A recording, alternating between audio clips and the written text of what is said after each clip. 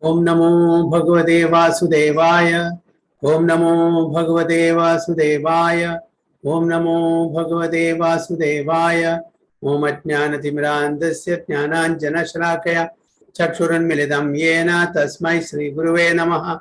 Shri Chaitanya Manobishtam Sthapitam Yena Bhutale Swayam Rupa Kadamahyam Dadanti Supadantikam Mandeham Shri Gurum Shri Udapatakamanam Shri Gurum Vaishnavamsya Shri Rupam Sagrajatam Sagna Raghunatham Vidam Tam Sajivam Sadvedam Savadutam Parijana Saidam Krishna Chaitanya Devam Shri Radha Krishna Padan Sagana Lalita Shri Vishakham Vidam Sya Ye Krishna Karuna Sindhu Dinabandhu Jagatpati Gopesha Gopika Kanda Radha Kanda Namastude Sapta Kanjana Gaurangi Radhe Vrindavaneshwari Shabano Sude Devi Pranamami Hari Priye Vancha Kalpatarubhesya Kripa Sindhu Bevacha Patidanam Pavanebhyo Vaishnavebhyo Namo Namaha Nama Om Vishnupadaya Krishna Prishtaya Budale Srimade Bhakti Vedanta Swamini Dinamine Namaste Saraswate Deve Gauravani Pracharine Nirvishesha Shunyavadi Paschatya Deshatarine Jai Shri Krishna Chaitanya Prabhu Nityananda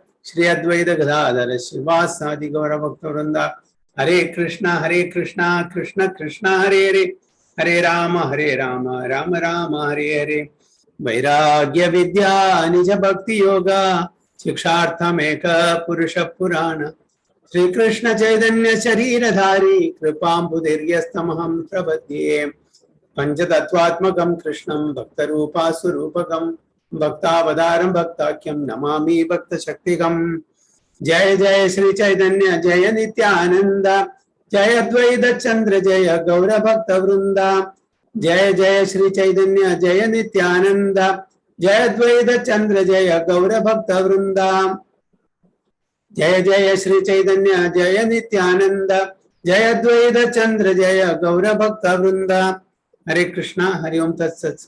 Welcome all the devotees for today's teachings of Lord Chaitanya class. So we are reading from chapter 18, Conversations with Prakash Ananda Saraswati. So we are reading from this para onwards. So it's a meeting between Chaitanya Mahaprabhu and Prakash Ananda Saraswati, one of the very well-known Mayavadi sannyasi of that time, along with his disciples in Varanasi. Okay. Let's continue reading.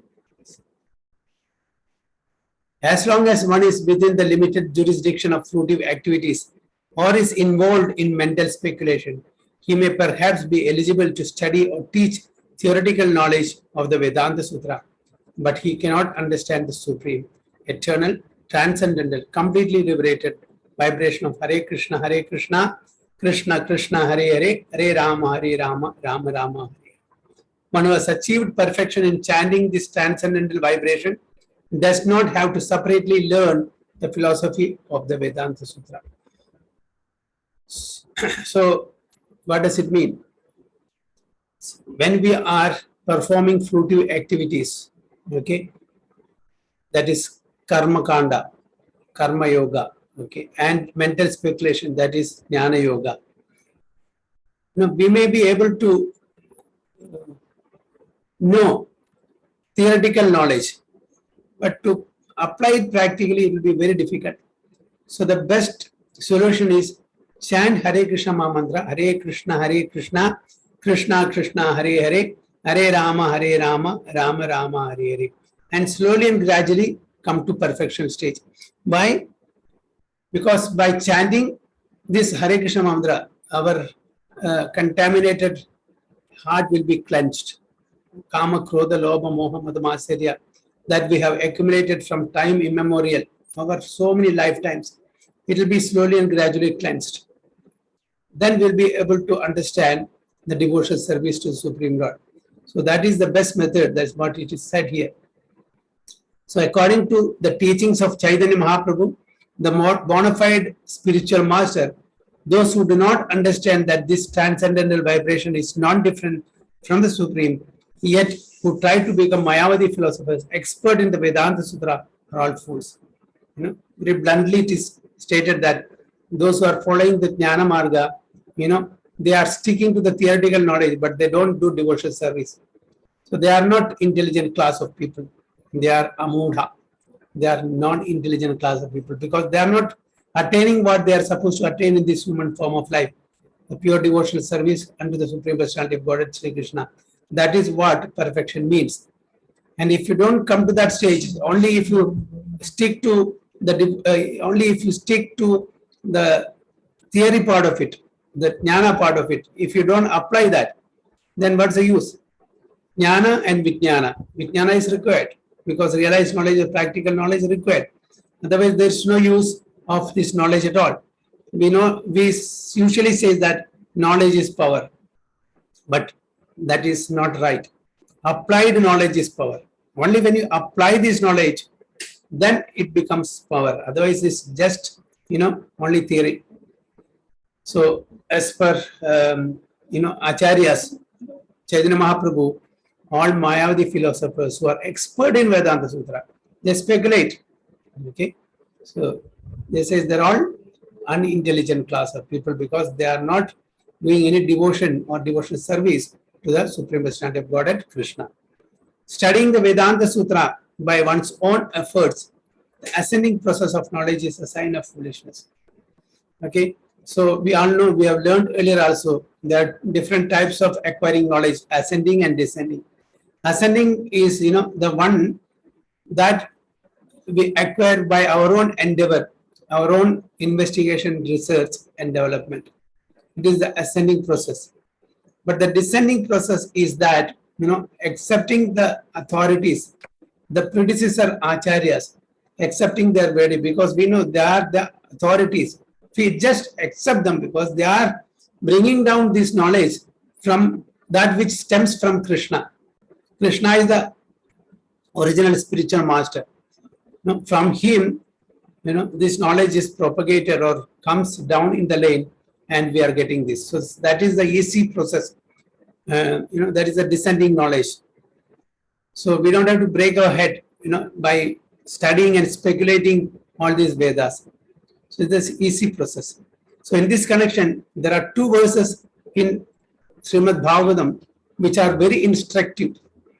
The purport of the first is that if a person is chanting the transcendental vibration, Hare Krishna, Krishna Krishna, Hare Hare, Hare Rama, Rama Rama, Hare Hare, then even if he was born in the family of the lowest of human beings, it is to be understood that in his previous lives, he performed all types of renunciation, austerities and sacrifice, and studied all the Brahma Sutras. The purport of the second verse is that one who chants the two syllables Hari must be considered to have studied all the Vedas, the Rig Veda, Atharva Veda, Yajur Veda, and Samaveda. So here it says, those who have taken up the chanting of Hare Krishna, Krishna Krishna, Hare Hare, Hare Rama, Rama Rama, Hare, even if they are born in the lowest, category of families, the lowest of the human being, those who are born in the lowest families, okay, what it is to be understood that they have completed all the types of renunciation, austerities and sacrifice in their previous life. That's how they will be able to chant in this lifetime this Hare Krishna mantra. To have faith in this mantra, that this mantra can deliver us from this material world, one should have at least completed the austerities and renunciation and all other types of sacrifices in the earlier life. Otherwise, they will not be able to take up this. That is one meaning. And second one is the two syllables Hari. One who can chant Hari with faith, with Shraddha. We must understand that they must have studied all the four Vedas in their previous lives. That is Rig, Atharva, Yajur and Samaveda. That is the importance of Hare Krishna Mahamantra. We take this very lightly. Okay, what is this? It's made of some, few letters, 32 syllables, 16 words. So how can this be equal to studying all the Vedas? Or how can this be equal to renunciation, austerities and sacrifices? But this says, this is all we have done in the earlier lives, and because of that only now we are able to take up this process with conviction and with total faith. Otherwise, it's not possible. We have come a long way and we have reached, accepting this Hare Krishna mantra is non-different from Supreme Lord. Because in Kali Yuga, as we all know, Kali Gale Nama Rupe Krishna Avatara. Okay? And there are no hard and fast rules for chanting this Hare Krishna mantra. Whereas there are a lot of rules that we have to follow while chanting the Vedic mantras. The Vedic mantras are governed by lots of rules and regulations. Everybody cannot chant that. There are certain qualifications one need to chant these Vedic mantras. Proper, appropriate time, okay, and appropriate place. All this is required. These are the governing rules to chant the Vedic mantra. And if you don't chant it, pronounce it correctly, okay, negative effects also will come.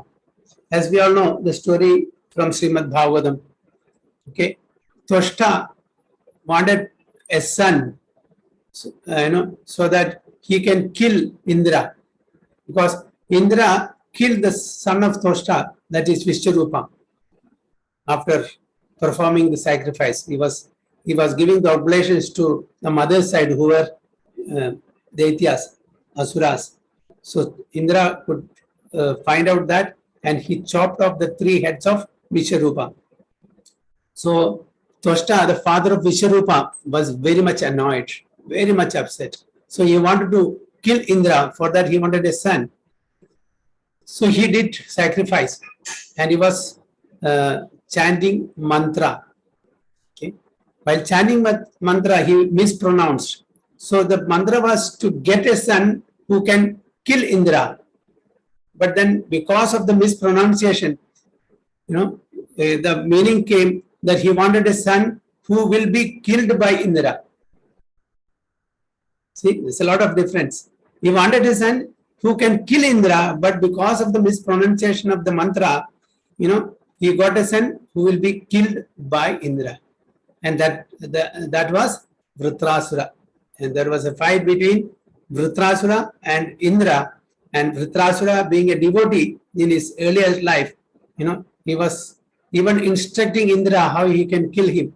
He was a devotee, although in the demon body, he was a devotee. But then later, of course, Indra could kill him, and Vritrasura could achieve perfection and go back home, back to God. So that's why Hare Krishna mantra is not governed by any rules and regulation. Anybody, anytime, any place, they can chant. Other Vedic mantras, one has to be very careful. One has to be very careful. So these are, we have to take care of all these things. So Chaitanya Mahaprabhu is telling, I am a fool number 1, as my spiritual master told me, please chant Hare Krishna mantra and get delivered from this material existence. That's enough. Not necessary to study all the Upanishads and Vedas and everything. So on the other hand, there are many so-called devotees who think the Vedanta is not meant for devotees. Such people are ignorant of the fact that the Vedanta is the only platform for pure devotees. Great acharyas in all our 4 Vaishnava Sampradayas have made commentaries on the Vedanta Sutra. But the so-called devotees known as Prakrita Sahajiyas carefully avoid the study of the Vedanta Sutra. The Prakrita Sahajiyas mistakenly take the pure devotees and Vaishnava acharyas to be mental speculators or fruitive actors. Consequently, they themselves become Mayavadis and leave the service of the Supreme Personality of Godhead. Okay. So Vedas is required, and the fruit of all the Vedas, the commentary to the Vedanta Sutra, that is Srimad Bhagavatam. Okay, it's the essence of everything. So if we can read and understand, apply in our, the instructions, that is reading all the other Vedic literatures and following the instructions in that. So Srimad Bhagavatam is enough. It is the commentary on the Vedanta Sutra. So some people may, criticize the devotees. That's what it is said here. Understanding the Vedanta Sutra by academic knowledge never enables one to understand the value of the transcendental vibration.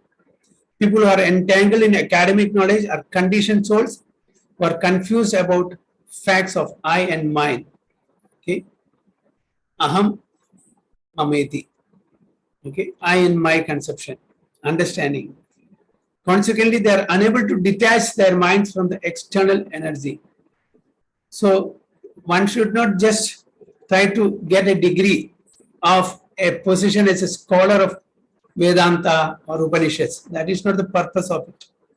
The purpose is to imbibe the instructions, yeah, that is given in the scriptures and put it into practice. That is the purpose. Otherwise, just for the sake of becoming a scholar, if you learn all this from that point of view, if you learn all this literature and show off, I know so many verses, I know Srimad Bhagavatam, I know Vedas, I know Upanishads. It's of no use. Why we are studying? We are studying all this so that we can apply in our day-to-day life. We have to live as per the instruction that is given in Srimad Bhagavad Gita and Srimad Bhagavatam. Otherwise, it's of no use. It is just, a degree that we can put after the name. In the material degrees, we are putting MBBS, PhD, this and that. That is only to just, eyewash. That's all. But a person, if he's a devotee and if he has learned Bhagavad Gita and Bhagavatam, he should set an example by living as per the instructions given in those literatures. So consequently, they are unable to detach their minds from the external energy. When a person actually attains transcendental knowledge, becomes free from this duality and engages in the transcendental loving service of the Supreme Lord. So what is the duality? What does it mean? What is duality means?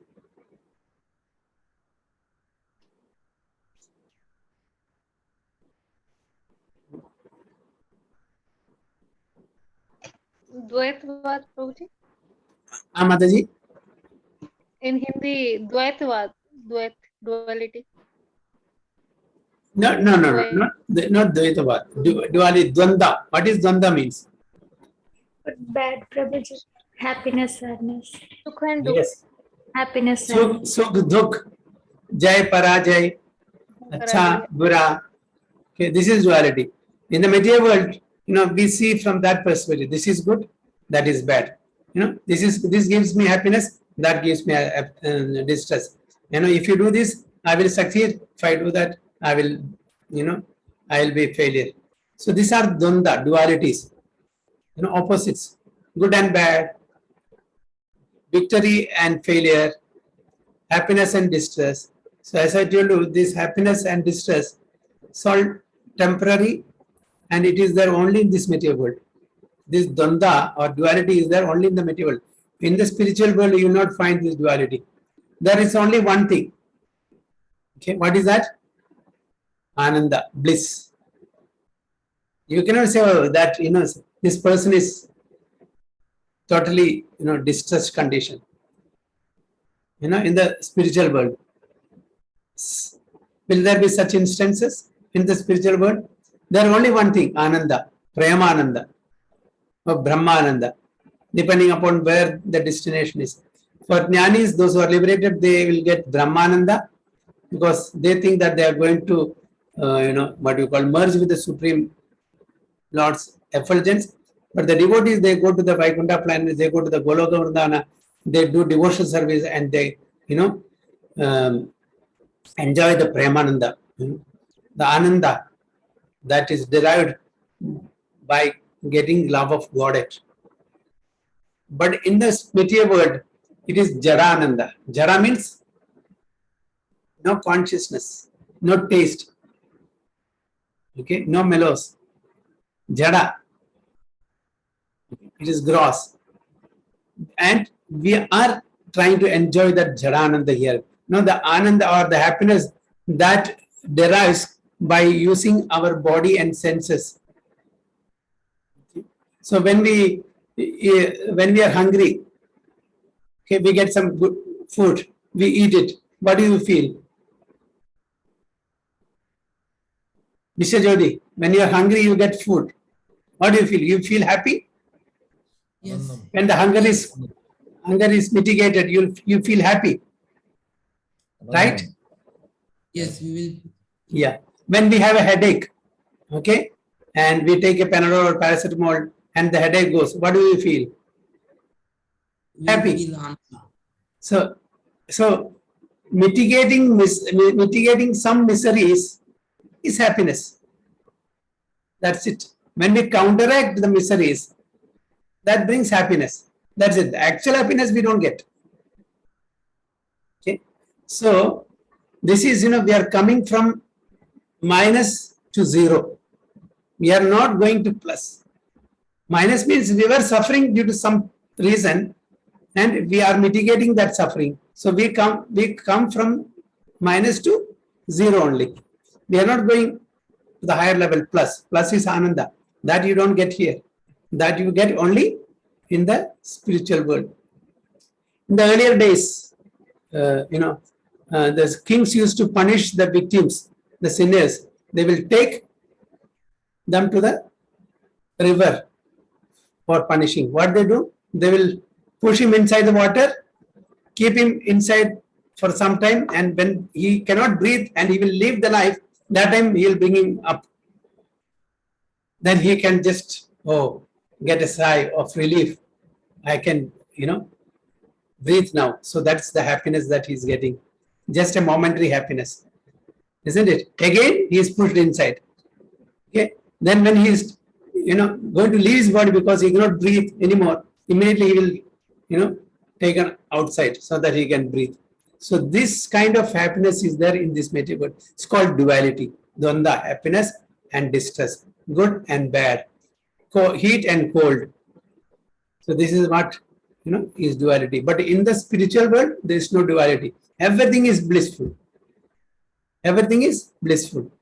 In Srimad Bhagavad Gita, Prabhuji, you told now that if we are in the plus, then we will feel anand. Then what? If we are in the minus, then we will feel what? And if we are in zero, then we will feel what?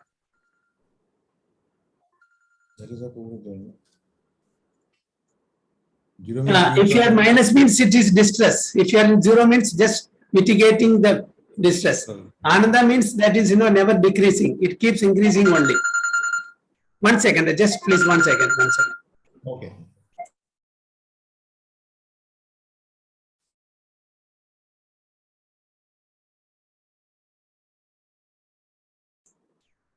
Okay, so here that is to the body. Jadananda is for the body. Happiness is for the body. Our body gets some happiness through the senses. Okay, eyes gets happiness when we see some beautiful forms. So it's a gross happiness, jada. Okay, that is enjoyed through our body and senses. The ears, we get happiness when we listen to something, pleasant music and all this like that. Okay. And the touch will get happiness when we touch some soft things. Smell, that is through the nose. Okay, and tongue, when we taste some palatable foods like that. These are all gross. It is for the body and for the senses only. It's gross. So this is called Jadananda. So it is for bodily level. And Brahmananda, when we get liberated, just like Jnani says, I told you, they attain the Brahman, they feel Brahmananda. Okay. But Premananda, that's only pure devotees gets. Okay. Because always, whether they're in the material world or in the spiritual world, when they are totally Krishna conscious, always they will be in Premananda, because they are in love with Krishna 24 hours. Prabhuji, So that Brahmananda keeps and Premananda, which condition is higher? Premananda, definitely. Premananda is higher because whenever we are doing devotional service, so pure devotees of the Supreme Lord, they will be always in bliss because they are Krishna conscious. 24 hours they are in Krishna consciousness. So and our mind sometimes gets solace from some friends when we are in some difficult situation. Some friends comes and gives solace, okay, console us. So we get some peace of mind. Okay, that is for the mind. When we are getting some good food, we are enjoying, that is for the body. Okay, so peace for the mind and other happiness is for the body, but for the soul, ananda is for the soul. Soul gets ananda. The mind gets peace. We say peace of mind. We usually say no, I don't have peace of mind. Why? Mind is always disturbed. Mind is always disturbed due to many reasons. So we get peace of mind when we get some good counseling from our friends, even if we are in difficult condition. So for body happiness and mind peace, for the soul bliss. Okay.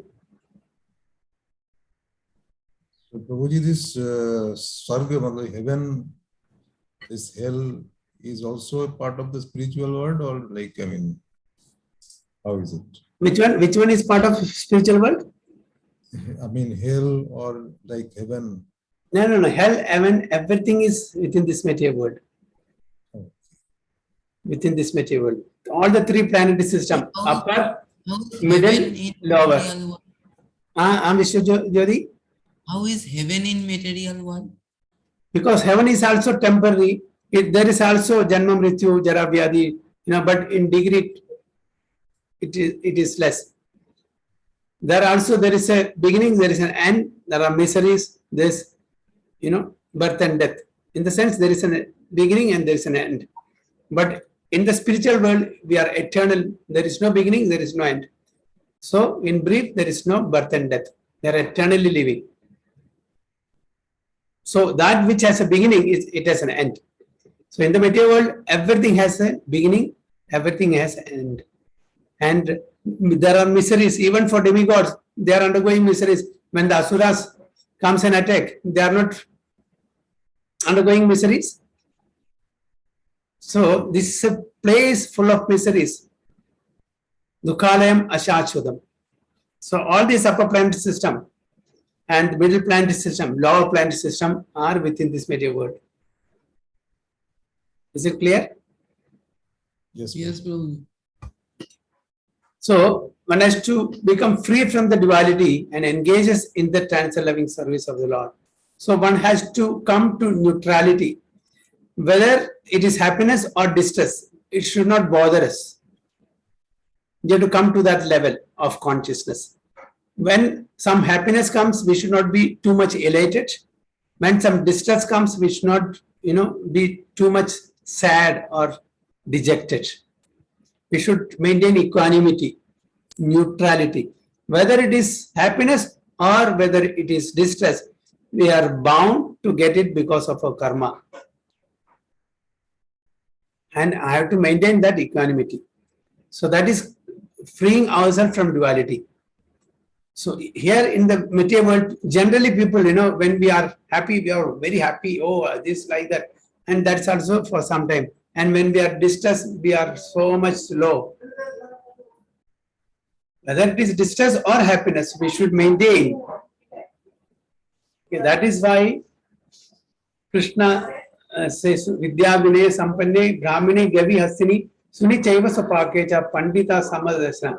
Learned people, Pandita, they see with equal vision everything. Whether he be a Brahmana or a Chandala or a dog or an elephant or a lion or a dog, everything they see equally because they have got that body because of their karma. I got this body because of my karma.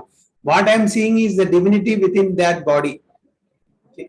We are all engaged in different bodies because of our own karma, and so they don't differentiate depending upon the body they are engaged in. They are seeing the divinity within. So this is really a Brahmana, a learned person. So one has to come to that Samadarshi level. So if he is a Samadarshi, he'll be able to see, with equal vision, good and bad. He will not be affected by, these different dvandas, dualities, whether it is good or bad. So one has to, so Arjuna is asked to rise from the lower level of getting affected by good and bad. Instead of that, you come to the neutral stage of that which doesn't affect you, whether it is good or bad. You may lose this war, or you may win this war, but don't be affected with that. Usually when we are successful, what do we feel? We feel elated, feel happiness. When we fail, what will happen to us? We feel so dejected. So Krishna is telling Arjuna, don't get dejected, don't get too much elated also. You just do your duty and what you are supposed to do. Leave the result. It may be success, it may be failure. That is not your lookout. Just do your duty. Then you are rising from this duality. So this is the instruction. Matra sparshasu kaundeya sitoshna sukha dukkada agamappayino anityas tam titikshasva bharata. So when the senses come into contact with the sense objects, okay, what happened? Matra sparshasu kaundeya. We feel this duality. Sometimes happiness, sometimes distress. Just like the seasons that comes and goes. Sometimes it is summer, sometimes it is winter, sometimes it is rainy. Isn't it? But if we say, oh, it's rainy and always we feel morose and don't do anything, is it going to help us? No. Season comes and goes. Like that, happiness comes and goes. Distress comes and goes. Okay, you have to tolerate. That's what Krishna says. You can't escape because it will happen when the senses are coming in contact with sense objects. Sometimes, it will bring us happiness, sometimes distress. It is going to happen. So, Arjuna, you have to tolerate. That is what Krishna is telling. A very good advice, instruction Arjuna is getting from Lord Krishna. So this is duality. Okay. So the Lord's service is the only means by which one can become detached from material activities. So if you have to detach ourselves from material activities, you cannot just detach like that. If you want to get detached from the material activities, what we have to do? We have to attach to something higher. So that attachment we should put it in the devotional service to Supreme Personality of Godhead. So attached to the devotional service of the Supreme Lord, automatically, because that is something higher level, automatically you will get detached from the material activities. Okay? That is how you can detach. Just like children, small children, they are playing with a knife.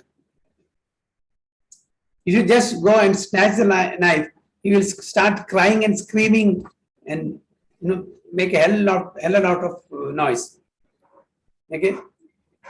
So what do we do? Slowly say some sweet words. Take that knife from him and give a toy, so that you can take it easily. Give a toy, then take that knife slowly. If you just snatch it, what will happen? He will cry and makes a lot of problems there. So this is how, if you want to detach ourselves from the material activities, we have to attach ourselves to the Lord. We cannot be inert. We cannot keep ourselves without doing any activity. Okay? So we should do some activity. So attachment to the Supreme Personality of Godhead will automatically detach us from the lower type of works. So Lord's service is the only means by which one can become detached, because by engaging ourselves in the Lord's devotional service, we are not getting any reaction. If you do pious activities, there is a reaction. there is, if you do impious activities, there is reaction. But if you do devotional service to Supreme Lord, there is no reaction. And if there is no reaction, we will not be bound to this material world. Clear? So if we don't get any reaction, we'll be eligible to go back home, back to Godhead, to the spiritual world. So even if you are engaged in pious activities, you still have to come back to this material world to enjoy the pious reactions, but still in the material world only. But while enjoying the pious reactions, we will tend to do again sinful activities. And that sinful activities will bring sinful reaction. So the cycle of birth and death in this material world keeps going. There is no end to it. So whether it is a pious action or impious action, we should stop both. No pious credit, no impious credit, neutral. That is devotional service to the Supreme Personality of Godhead. So a person properly initiated by a bona fide spiritual master and engaged in chanting Hare Krishna, Krishna Krishna, Hare Rama, Rama Rama, Hare Hare, gradually becomes freed from the conception of I and mine and becomes attached to the Lord's transcendent loving service in one of the 5 transcendent relations. So which we already explained last time. We can have relationship with the Supreme Personality of Godhead in 5 prime mellows: Shantarasa, Dasirasa, Sakhirasa, Vasalarasa, and Madhurya-rasa. So slowly and gradually we'll come out of the I and my conception and will get attached to the loving devotional service of Supreme Lord, and we can relate with the Supreme Lord, or we can have this loving relationship with the Supreme Personality of Godhead in these 5 prime relationships, which are Shanta, Dasya, Sakhya, Vasalya, and Madhurya. Such transcendental service is not a subject matter for gross and subtle bodies. So this relationship, this mellows, we can enjoy only on a transcendental level. This cannot be enjoyed by our gross and subtle bodies. The gross body that is made up of Panchabhuta, the subtle body that is made up of mind, intelligence, and false ego, they cannot enjoy this transcendental mellows. In the material world, yes, definitely we can have this type of we have this neutrality, servitorship, friendship, and conjugal love and parental love. These are on the material platform, that's different. But this transcendental mellows we cannot have, unless until we are liberated. So this material relationship can also be found in this material world, but this is temporary and this is not in its pure form. It is contaminated. So the friendship in this material world, is it true friendship? We are talking about a friendship. For example, in the material world, we all have friends. How many of us have true friends? True friends in the sense, what is true friends called? Suhrut. How many of us have this true friend in this material world? Is there anybody in this forum that somebody has true friend?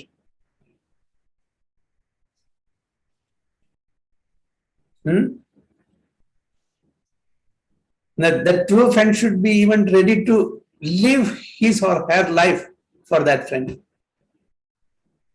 Living just for his pleasure or her pleasure. Is there anybody? Not yet, I have to ask my wife. Yeah, Prabhuji? Not yet, I have to ask my wife.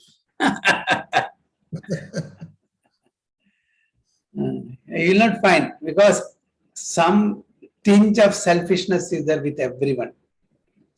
99.9999 people will not agree to it, will not have it. Even if there is some, but still, that friendship will not get. Suhur is a well-wishing friend. Okay, he was ready to do anything and everything for the well-being of the other person. You will not find this. You will find only in the spiritual world. This is gopis' mood. They are living only for pleasing Krishna.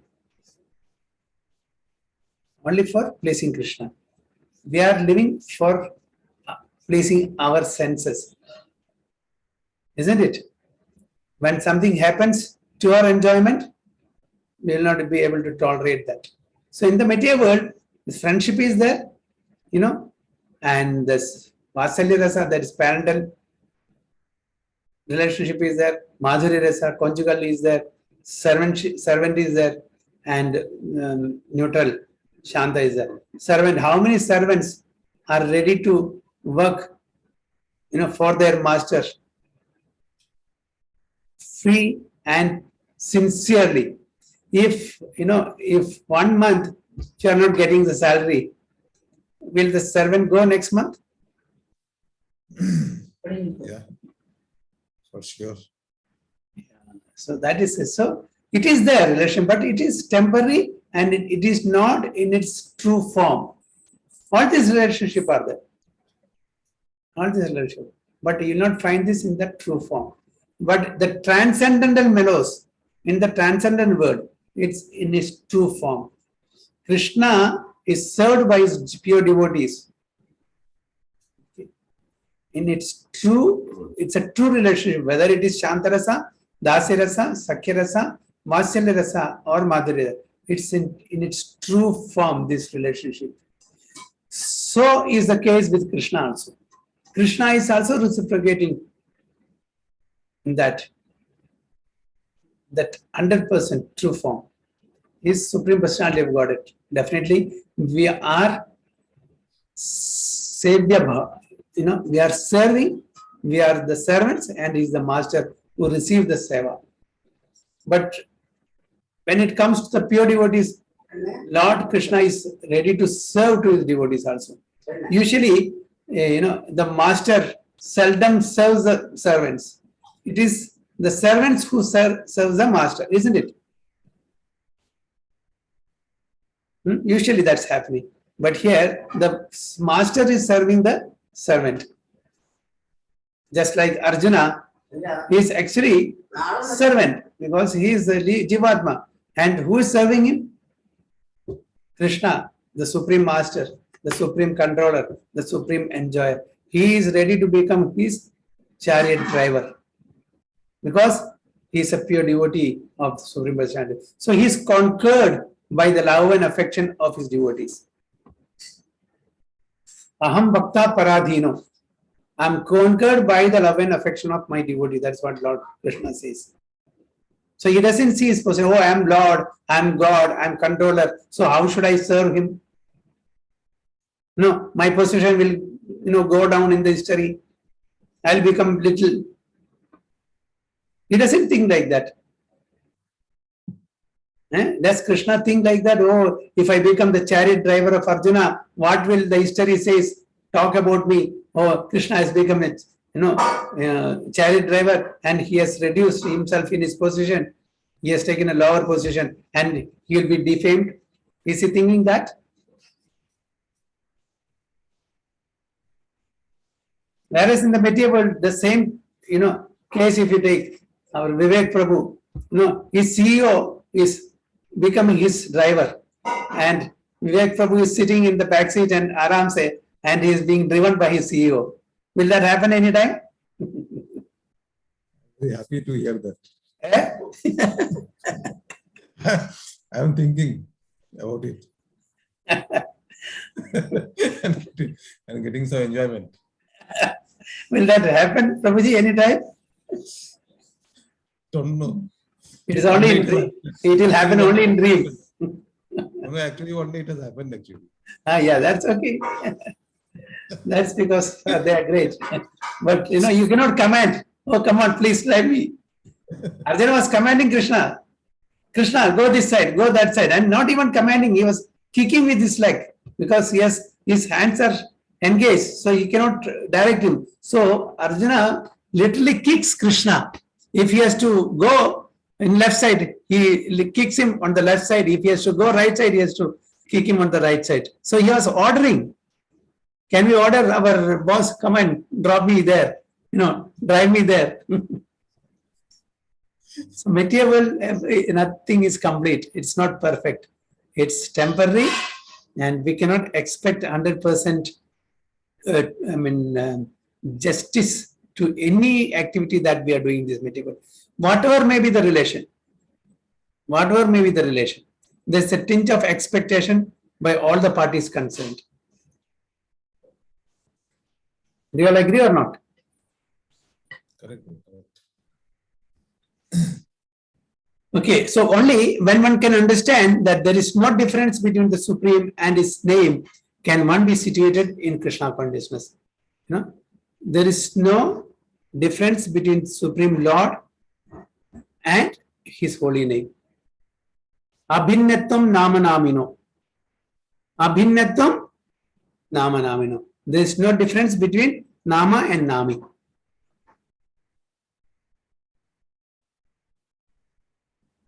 So this is what it says. So at such a time, one no longer needs to make grammatical adjustment. Rather, one becomes more interested in petitioning the Lord, Hare Krishna, oh my Lord, oh energy of the Lord, please engage me in your service. So by chanting this Hare Krishna mantra, we are requesting Krishna and Radharani, Hare Krishna, oh my Lord, please, oh energy of the Lord is Radharani. So we are requesting the divine couple, Krishna and Radharani, please engage me in your loving devotional service. So this is what our request is, by chanting Hare Krishna, Krishna Krishna, Hare Hare, Hare Rama, Rama Rama, Hare Hare. So, Prabhuji, you told now about the dasya rasa in the material world you told that the servant and the master relationship is not 100% pure. But I am asking that if somebody is serving the God and at that time also he is expecting many things from the God and not completely pure, and he is expecting many things from the God, then is he 100% pure or not? No, he is not pure because he is doing that service with some expectation. Definitely it is not pure. So when we are serving the Supreme Personality of God without expecting anything in return, then it is service. The Lord knows what we need. Just like your father knows what's your requirement. He, without your asking, he is providing you. Isn't it?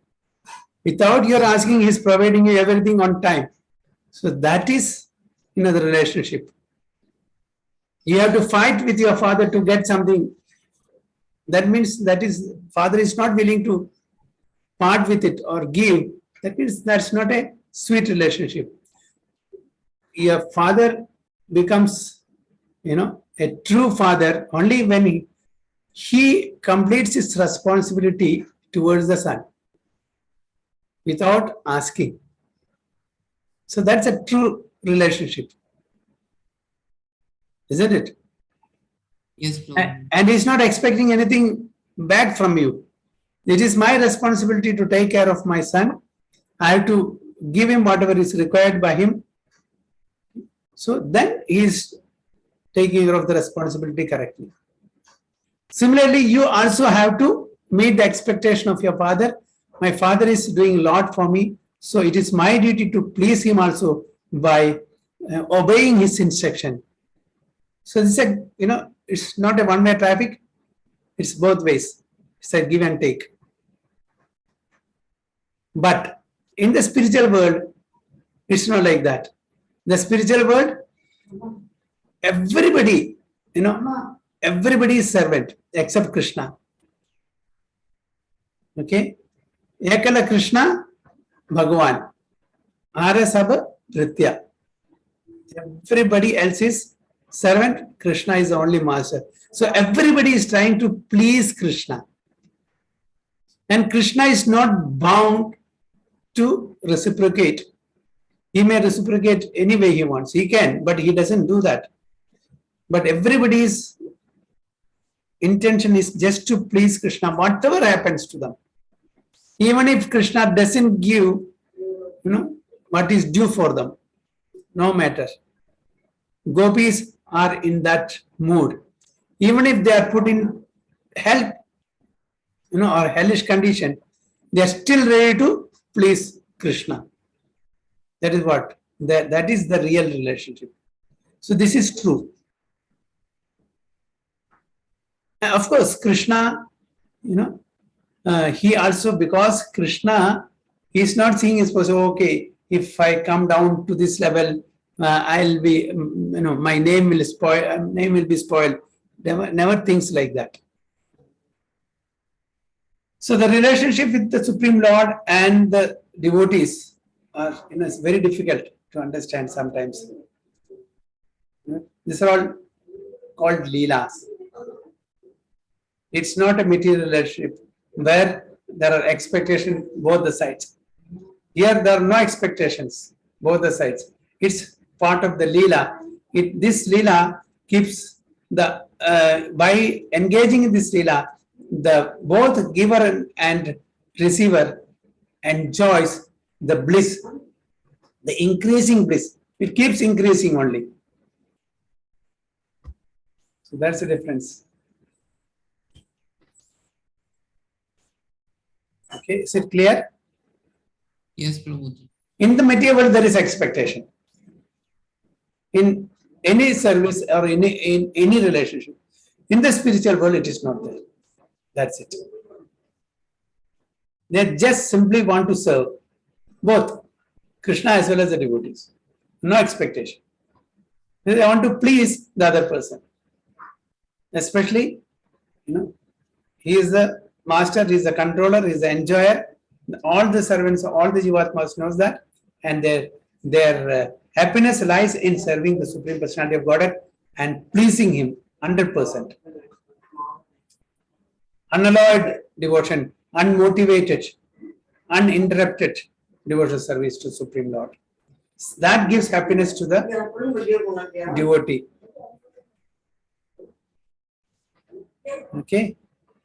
So I will stop here. Next week onwards, Lord Chaitanya explain all this to Prakash and Saraswati, because the debate is going on. Okay, the discussion between Prakash and Saraswati and Chaitanya Mahaprabhu is going on. So he's explaining all these things too. So what is the